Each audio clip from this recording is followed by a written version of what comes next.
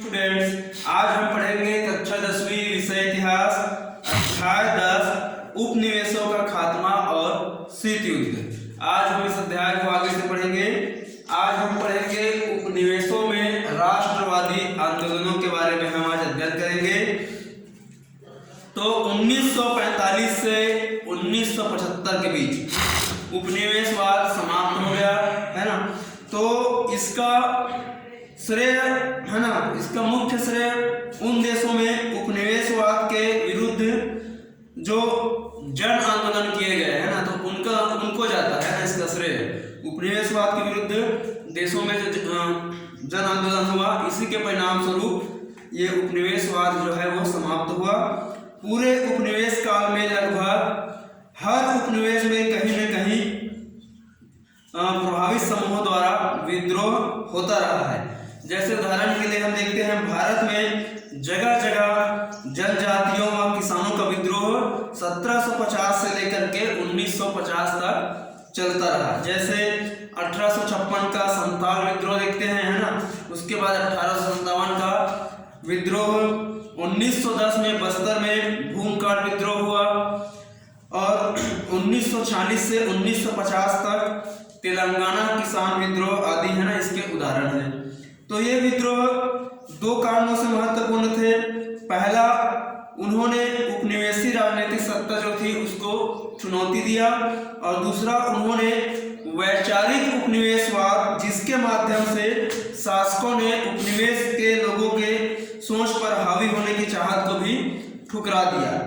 हालांकि ये विद्रोह काफी प्रभावशाली थे, लेकिन वे इतने शक्तिशाली नहीं थे कि वे उपनिवेशी सत्ता को इसके माध्यम से वो हरा पाए।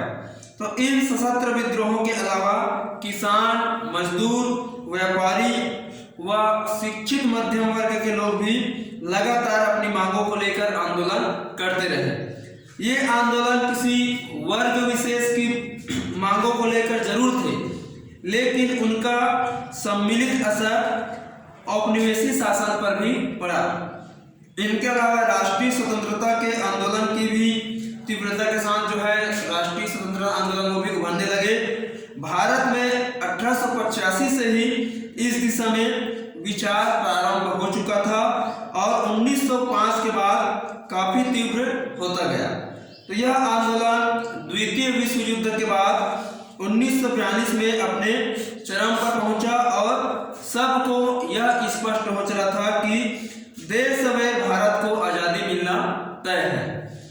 चीन में भी राष्ट्रवादी क्रांति 1911 में शुरू हुई, लेकिन उसे पूर्ण रूप में सफल होने के लिए 1949 की साम्यवादी क्रांति तक इंतजार करना पड़ा। ज्यादातर एशियाई और अफ्रीकी देशों में द्वितीय विश्व युद्ध के दौरान ही राष्ट्रवादी आंदोलनों की शुरुआत हुई थी।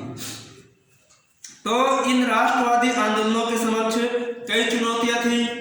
ज्यादातर देशों में लोग जातीयता, भाषा, प्रांतीयता और धर्म के आधार पर छोटे समूहों में बटे हुए थे और उनमें एक राष्ट्र की भावना है, राष्ट्रीय भावना उनमें जागृत नहीं हुई थी।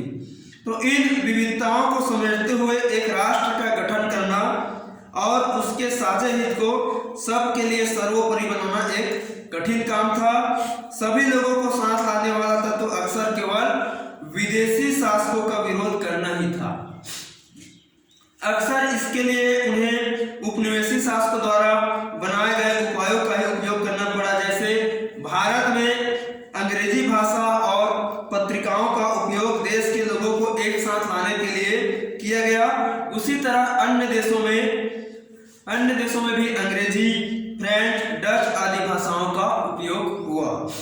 आमतौर पर राष्ट्रवादी नेता आधुनिक शिक्षा प्राप्त लोग थे जो लोकतंत्र, उदारवाद या साम्यवादी विचारों से प्रभावित थे, लेकिन उनके देश के अधिकांश लोग अपने पुराने विचारों को ही लेकर चल रहे थे, जो प्रायः पुरुष प्रधान, सामंती, धार्मिकता या कबीलाई सोच पर आधारित थे। ऐसे में दो तरह की धाराएं राष्ट्रवादी आंदोलनों को प्रभावित करने लगी। एक धारा ऐसी थी जो आधुनिक शिक्षा और संस्थाओं की मदद से नए विचारों को लोगों में फैलाते हुए राष्ट्र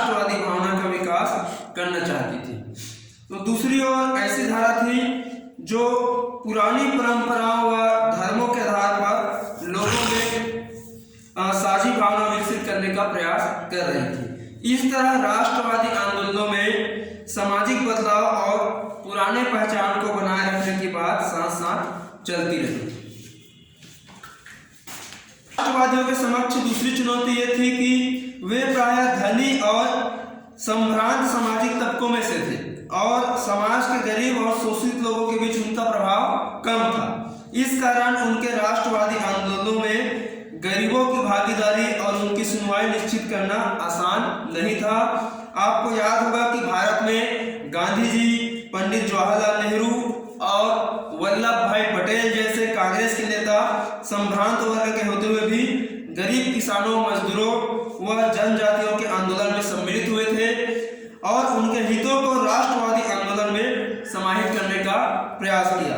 इन्हीं प्रयासों के कारण इन समूहों के लोग राष्ट्रवादी आंदोलन में शामिल हुए, लेकिन कई अन्य देशों में ऐसा नहीं हो पाया और गरीब तबके के जो लोग हैं वो इनसे कटे रहे, है ना। तो ठीक है डियर स्टूडेंट्स, आज का अध्याय हम यहीं समाप्त करते हैं। आगे का अध्याय हम आपको नेक्स्ट वीडियो में पढ़ाएंगे। Thank you.